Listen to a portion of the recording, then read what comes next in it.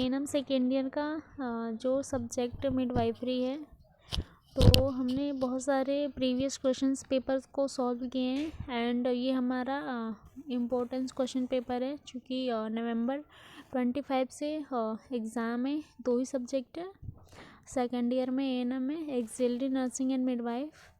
And इसमें हम देखेंगे कौन कौन से इम्पोर्टेंट क्वेश्चंस हैं एंड उनको हम क्या करेंगे, पढ़ेंगे। तो जो फीमेल रिप्रोडक्टिव सिस्टम है ये मोस्ट इम्पोर्टेंट है। यूट्रस है, यूट्रस को हमें डायग्राम वगैरह और यूट्रस के फंक्शन, यूट्रस का वेट, इसको हमें क्या, और यूट्रस के जितने भी पार्ट्स होते हैं उसको पूरे डिटेल में हमें पढ़ना है, क्योंकि ये इम्पोर्टेंट है। एंड मेंस्ट्रुअल साइकिल्स के फेजेस हमें पढ़ने हैं। ये सारे क्वेश्चन शॉर्ट नोट्स में आते हैं, तो इन्हें हमें अच्छे से पढ़ना है। और फीमेल पेल्विक और फिटल स्कल्स को ऐसे पढ़ना है, ये भी 5 नंबर में आते हैं शॉर्ट्स नोट्स में, कि ये टिप्स पे याद हो जाएं। सो उनके डायमीटर ज़्यादा इम्पोर्टेंट है और डायग्राम, तो हम डायमीटर और डायग्राम दोनों ही पता रखेंगे।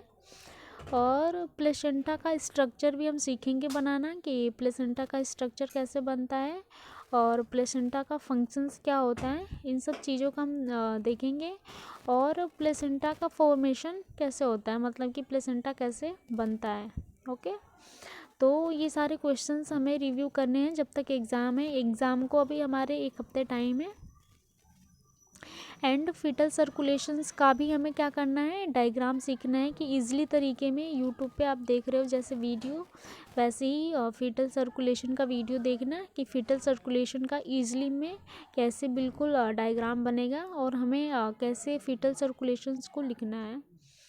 और एमनियोटिक फ्लूइड, ये भी शॉर्ट नोट्स में पूछे जाते हैं, ये भी इम्पोर्टेंट है एमनियोटिक फ्लूइड।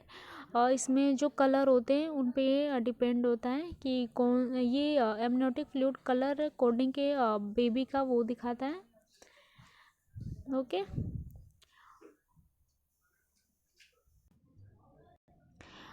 और फिजियोलॉजिकल चेंजेस ड्यूरिंग प्रेगनेंसी, और प्रेग्नेंट जब वोमेन होती है तो बॉडी में कौन कौन से फिजियोलॉजिकल चेंजेस होते हैं। आपने देखा होगा कि वोमेन के जितने भी मतलब कि हॉर्मोन्स होते हैं वो ज़्यादा, जैसे कि एससीजी है, वो प्रोजेस्टेरोन, एस्ट्रोजन का लेवल इंक्रीज हो जाता है। सो प्रेग्नेंट वोमेन का जो वेट होता है वो भी गेन होना स्टार्ट हो जाता है। तो बहुत सारे ऐसे चेंजेस आते हैं, तो उन्हें हमें डिटेल में पढ़ना है। और एंटीनेटल केयर को भी क्या करना है, डिटेल में पढ़ना है, क्योंकि एंटीनेटल केयर बहुत इंपॉर्टेंट है, कि यदि कोई प्रेग्नेंट वोमेन है तो उन्हें हम कैसे एंटीनेटल केयर एडवाइस करेंगे, ओके, एजुकेशंस कैसे प्रोवाइड करेंगे, उन सब चीज़ों के बारे में हमें क्या करना है, पढ़ना है। नॉर्मल लेबर मोस्ट इम्पोर्टेंट है, इसको भी हमें पढ़ना है। नॉर्मल लेबर से मतलब कि कोई भी क्वेश्चन आ सकता है लॉन्ग में। और आप देख सकते हो यहाँ पे मैंने लिखा है stages and management of normal labour. जितने भी नॉर्मल लेबर के स्टेजेस हैं, तो उनके कोई भी स्टेज दे सकता है और उनके मैनेजमेंट को दे सकता है, तो उसको हमें अच्छे से पढ़ना है, ठीक है। एंड पिपेरियम है, पिपेरियम ये भी मोस्ट इम्पोर्टेंट है, कि पिपेरियम किसे कहते हैं, शॉर्ट क्वेश्चंस में भी आ सकते हैं, लॉन्ग में भी आ सकता है। और पिपेरियम का एक पार्ट होता है लोकिया, ये भी इम्पोर्टेंट है। लोकिया पे आप ज़्यादा ध्यान देना, पिपेरियम पे, ठीक है। हाई रिस्क ऑफ न्यूबॉर्न पढ़ना है हमें, ये भी इम्पोर्टेंट है।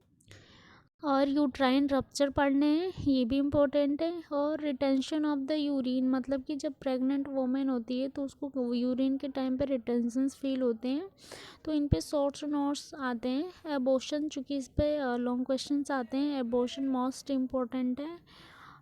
उसके बाद से हमारा सर्वाइकल कैंसर आता है एंड ब्रेस्ट कैंसर आता है, दोनों में से कोई एक ही आता है, तो हमें दोनों को अच्छे से पढ़ना है और इनके टाइप्स को पढ़ना है, डायग्राम को भी पढ़ना है।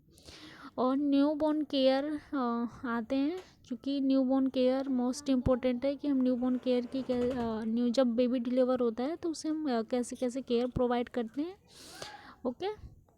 एंड अब रप्शु प्लेसेंटा आता है, अब्रप्शन प्लेसेंटा ये एबनॉर्मल लेबर का है। ये सारे क्वेश्चन तो एबनॉर्मल लेबर से क्वेश्चंस आते ही आते हैं। एंड प्लेसेंटा प्रीविया है।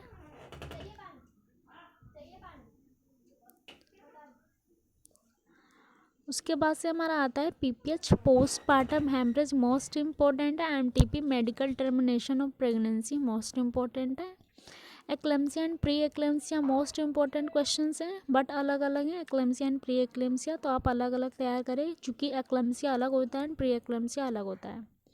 यूएससीएस एंड एलएससीएस में डिफरेंसेस पूछे जा सकते हैं। यूएससीएस अपर सेगमेंट सिजेरियन सेक्शन होता है, लोअर सेगमेंट सिजेरियन सेक्शन होता है। ओके, एपिजियोटमी आ सकता है, चूँकि एपिजियोटमी हमारा एक प्रोसीजर है, वो भी आ सकता है। वेंटोस डिलीवरी ये भी हमारा प्रोसीजर है, तो ये भी क्वेश्चंस आ सकते हैं। एंड हमारा एक टॉपिक प्रेगनेंसी आता है, फीटल डिस्ट्रेस आ सकता है, code prolapse and code presentations भी आ सकता है, और इंडक्शंस ऑफ लेबर जो कि सर्जिकल इंटरवेंशंस का क्वेश्चन है, और आरएच इनकैपेटिबिलिटी आ सकता है। सो ये जितने भी इम्पोर्टेंट क्वेश्चंस हैं हमने डिस्कस कर लिया। एंड हम नेक्स्ट वीडियो में सेकंड बुक का देखेंगे कि उसमें कौन कौन से क्वेश्चंस इम्पोर्टेंट है। सो गुड ऑफ लक, धन्यवाद।